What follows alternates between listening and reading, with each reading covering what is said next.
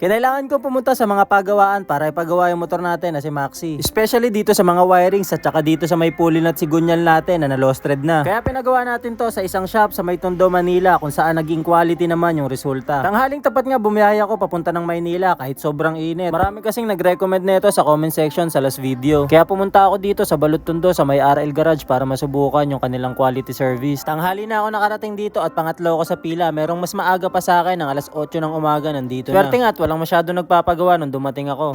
Buti weekdays tayo pumunta dito sa RL. Kasi kahapon daw maraming tao noong weekends. Parang next na tayo dito sa motor na to. Kasi ito na yung motor natin na nakapila. Yung motor na to maaga pa pumunta kasi galing siyang Imus Cavite. Pangalawang motor na daw to. Tapos same issue lang kami nitong NMAX. Magpapa-retread din daw siya. Imagine galing Imus Cavite, no? Pumunta rito para sa retread. Yung soul niya daw nauna na dito nung nakaraan. Tapos ito sasalpak na ngayon. Agapan niya na daw kaysa ngayon. Ayun, tinitig weld na or di ko alam kung anong tawag sa welding, pero wini-welding na siya ngayon.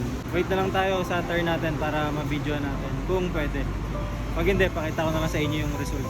Isang oras lang hinintay ko matapos gawin yung NMAX tapos sinalang na yung motor natin na si Maxi. Dalawa yung mekaniko na gumagawa dito kaso dahil wala masyadong tao, isa lang muna si Bossing lang. Pero marami silang mekaniko pagdating doon sa may kabilang area nila sa may gawaan talaga. Pagkabaklas ng cover, pinakita sa akin muna ni Bossing kung ano yung mga possible gawin at saka yung mga sirang pyesa na papalitan. Pero alam ko naman na yung sira na ito pero maganda lang dahil pinapakita muna nila sa customer kung ano yung mga kailangan gawin. Thread spline tsaka yung oil seal dito sa may sigunya lang papalitan. Dahil sa sira na yung spline, maluwag na yung drive phase. Kaya i-rebuild niya na lang daw. Meron din sila ibang mga service kagaya lang ng ibang motor shop. Tapos meron din sila mga pyesa na binibenta. Langis belt at kung ano-ano pa. May iba't ibang brand din sila ng panggilid set. Kayo na lang tumuin kung ano mga trip nyo. Kompleto rin sila dito ng mga machine na panlinis. Ito yung ultrasonic nila. May mga machine din sila pangkalkal na mga pulley at drive phase. Hindi naman sinabi na bawal mag-video pero hindi lang allowed yung customer habang ginagawa yung motor nila kapag ganito yung pinapagawa. Kaya sa malayo lang ako kumuha ng mga konting clips. Pagkatapos naman gawin ay tatawagin ka at ipapakita sa yung gawa. Allowed ka mag-video at mag-picture. Actually sinilip ko nga lang talaga siya kaganina. Bumalik lang ako nito. Tapos sabi pihitin ko daw kung okay ba sa akin. At ang masasabi ko ay okay naman dahil napaka-smooth pihitin nung nut. At sabi nga dun sa comment parang mas okay pa daw siya sa original na gawa ni Yamaha. Agree naman ako dahil sa quality talaga yung nakita ko.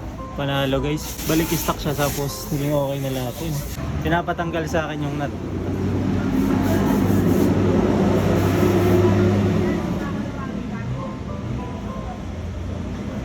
Yun. Ito.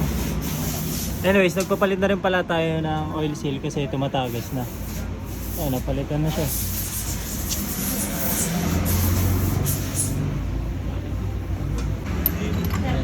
Ayan. Ito mga kabis na siya.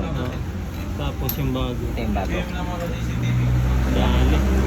Nung okay na nga yung panggilid, kung mapapansin nyo yung signal light ko ay may puti munang lumalabas bago magdilaw. Kaya pumunta ako dito sa QC kay Papa George. Dahil kailangan ko rin maayos yung wirings ko para sa kinabukasan sa inspection ko sa Grab. Nalit na nga ako ng punta, halos magagabi na kaya nagdalawang isip ako. Pero saglit lang natapos din agad yung wirings. From harapan na ilaw hanggang sa likod na ilaw, pinagawa ko. At halos isang oras lang natapos din. Iba talaga kapag ka may experience na sa ginagawa niya. Right mga boss, hindi pa tayo nabot ng dilim dahil late tayo nakarating dito.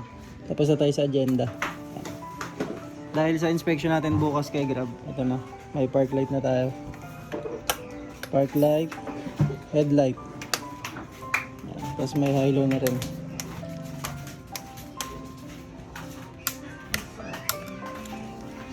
Brake light natin, meron na rin. Kaya sana pumasa tayo sa Grab. Okay na, ganun lang kabilis. Late tayo nakarating doon. Pero maaga rin naman natapos. Ayusin ko lang to MDL ko kasi naglolo ko na to. Pero so far, good naman yung gawa. Ayun o. Naglolo ko to. Parang carb to eh. Tinatono to eh. Kailangan mo lang siya ng tapik ng konti kasi nagana na yung isa. Ito hindi pa rin. Sa low. Yan. Low na lang muna. Sa bahay ko na ayusin yung high.